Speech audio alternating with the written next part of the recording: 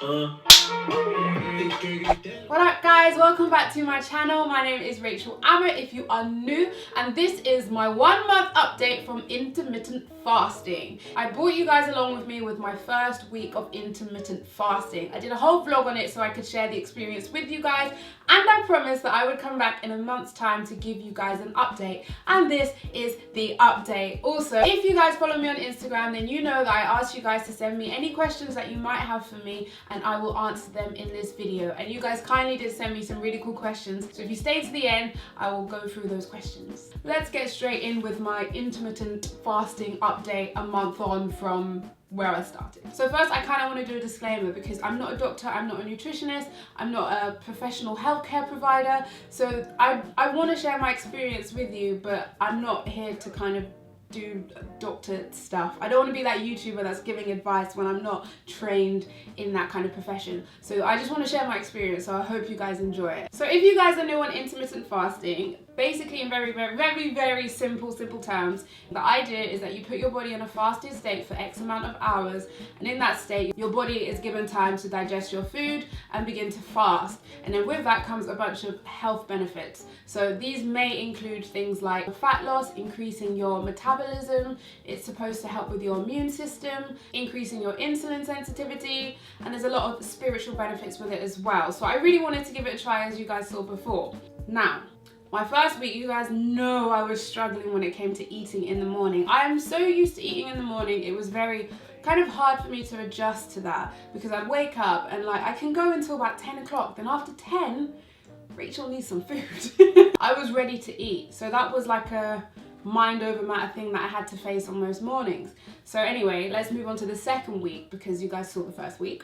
I still had the same issues. It was a little bit easier. I think my body adjusted very slightly to it, but I was still kind of hangry in the morning. And when I've not been fed, I'm an angry girl. I'm not angry, but I'm like, if you piss me off, I have to spend a lot more time trying not to be pissed off if I'm hungry. Whereas if I'm not hungry, it just flies over my head. But if I'm hungry, I got to really, tune in and go, Rach, don't get pissed off, you're just hungry. So that was something that I had to battle, and it was quite a bit annoying for me, but the benefits that I was hoping to receive kind of outweighed my little hunger moments for about 2 hours in the morning, because at 12 o'clock I could then eat. So that was fine. I was quite excited for it, but at the end of the week is when I was due my period, and I have a very natural cycle. So for instance, the last 5 years, I know my cycle down to a T. I'm not taking anything that affects my hormones, so it's a very natural cycle, and I know it, and I know my body, and yeah.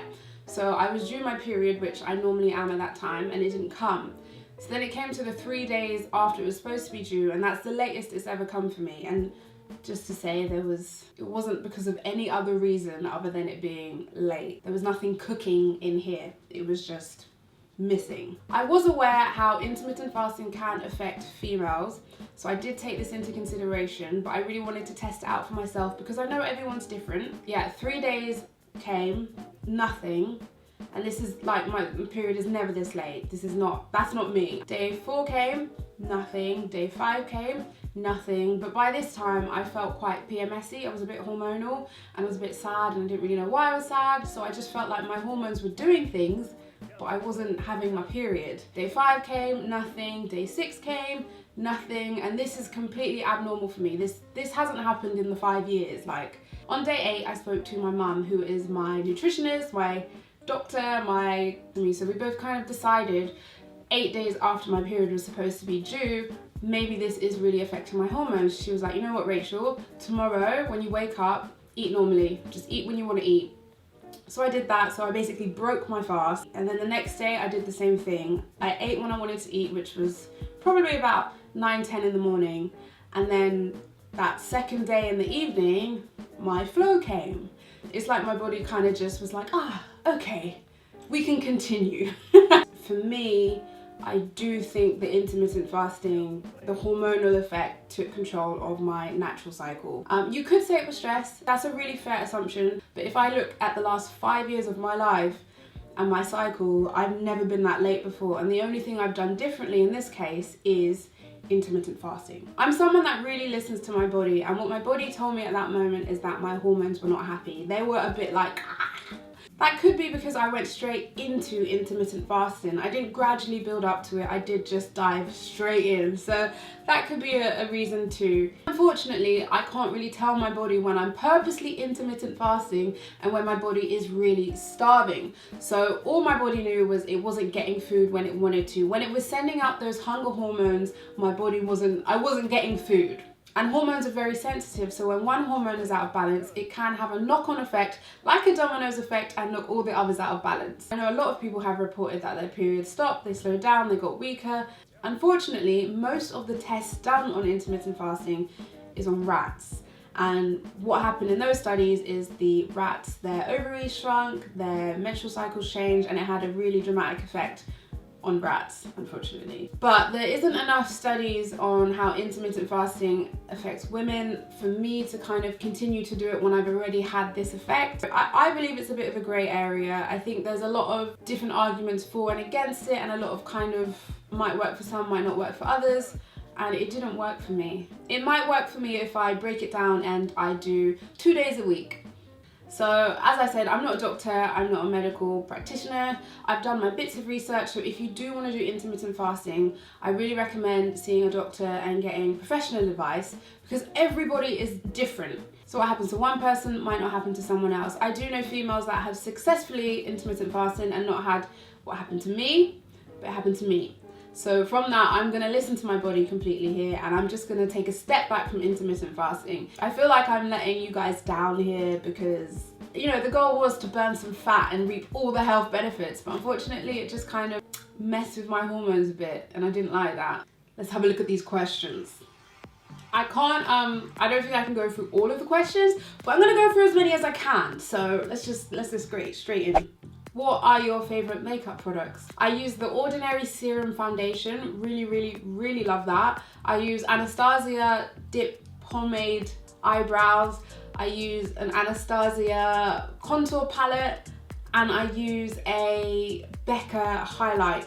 And those are kind of like my staples. What's the hardest thing about transitioning into vegan? I would say the social aspect for me. To this day, it is still really awkward for me going to things like birthdays, because there's that element of, yeah, we booked a place, and then there's, Rachel's coming. I don't know if there's anything on the menu for her. And it's a bit awkward, isn't it? Because I want someone to go where they want to go to eat on their birthday, but I know it's awkward if I come and I sit there and I don't have a plate of food in front of me. It's just a little bit awkward. So the more that restaurants introduce vegan options, the better and easier that little bit will get. But for me, that is the hardest thing. Favorite snack? My go-to is hummus and pita bread. Like, that is just I cannot be bothered to make anything. I need to snack. Give me some hummus, give me some pita bread, maybe a bit of carrot, maybe a bit of cucumber. That is my go-to. Hold tight, crude vegan. What's your dream but be realistic in life? I have a lot. I always think keep your mind open, be open to all opportunities, and just put yourself out there, make these things happen. So I want to be in a film one day. Yeah. I want to learn how to DJ. I want to get involved with a lot of different women's charities. I want to spread awareness of healthy eating and veganism. I want to be able to buy a house. I have a lot of goals and a lot of dreams, and those are kind of some of them. As a woman of African and Caribbean descent, did that side of your family give you a hard time? Do you find it easy to abstain from wearing real leather, suede, silk, ECT? Ooh, good question. The family thing. Luckily for me, my mum studied nutrition and has always been about healthy eating. So being around my mum is completely fine. I know the slightly older generation has more of initially was a bit more confused, or didn't feel like it was going to be consistent, and then a couple years later Rachel's still doing it. So obviously when I'm at some family events, it's like, you know you're the odd fairy in the bush, you know, you want vegetables instead of chicken, and it's awkward. I don't really know how to say, but it's awkward. But I didn't have a hard time, it's just a little bit awkward. Real leather, suede, silk, ECT. Yeah, I do find that hard because I don't want to throw away all my old clothes that I bought like 5-10 years ago to buy new ones, because I can't really afford to buy a new one. It's a tricky one, especially trainers. I've been waiting and waiting for Reebok to announce their plant-based shoes so I can get some trainers, because I'm a trainer person. I need some trainers. What is your comfort food from childhood? Mate, all I ate, like my absolute heaven, like put Rachel in a happy mood, give her a crepe with Nutella and banana, and I was happy. So if I really need to, I can make my vegan crepe with my vegan Nutella and I am good. Where are your bowls and plates from?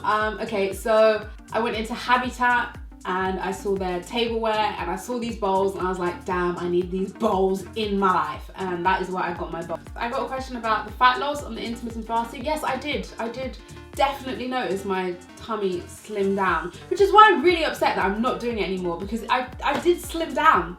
Damn. Are you single? Next.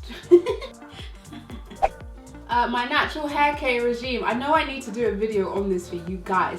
I am in the middle of switching things up a little bit. So I was just gonna wait to see how it planned out and then I'm gonna share it with you guys. So stay tuned, I will do a video on my natural hair care regime. Is YouTube your full-time job? If so, why? How did you start? YouTube is not my full-time job. YouTube is my Saturday and Sunday activity.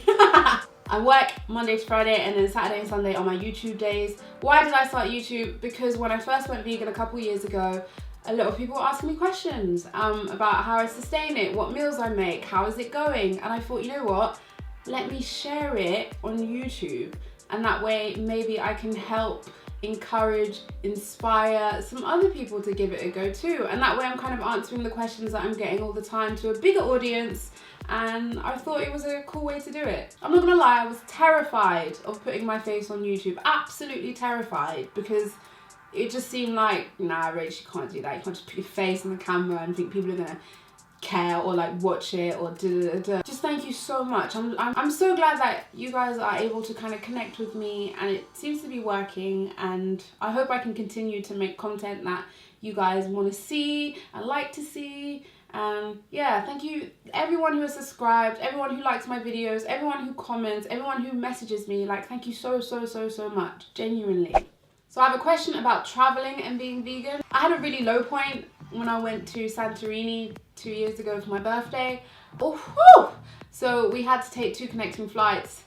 Long story short, it all got delayed. We had to take 3 flights. We had to bounce from Santorini to Athens to Berlin to London, and I had no food the entire time. And when we was on the plane, they gave everyone these like pastries full of cheese, and I was watching everyone eat, and I was on my cycle. It was the time of the month and I'm so hungry. I actually had to go in the toilet and cry. My friends were like, rah, like I was so hungry and so angry at all the delays and how they treated us, and it was just all messy. But what I learned from that is just have snacks in the bag.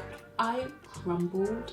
You know, research the country before you go. See if you are gonna have a hard time. If you are gonna have a hard time, plan to go somewhere where you can access a kitchen so you can make your own meals. You know, not every country is vegan friendly. Lots of them are.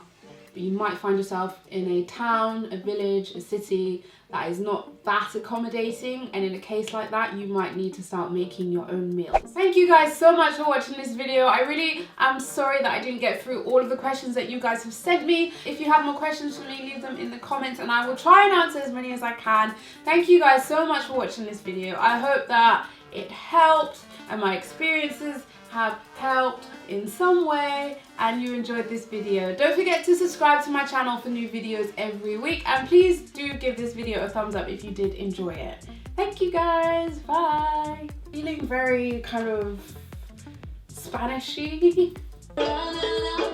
So baby, come and get it right now. I can take you right now. I feel love, but I'm your cigarette. So I didn't know I had so many subscribers from Brazil, because when this song came on and you guys were shouting me out, But you ain't got a front, don't be acting dumb. Hey, if you got the good, then I want some.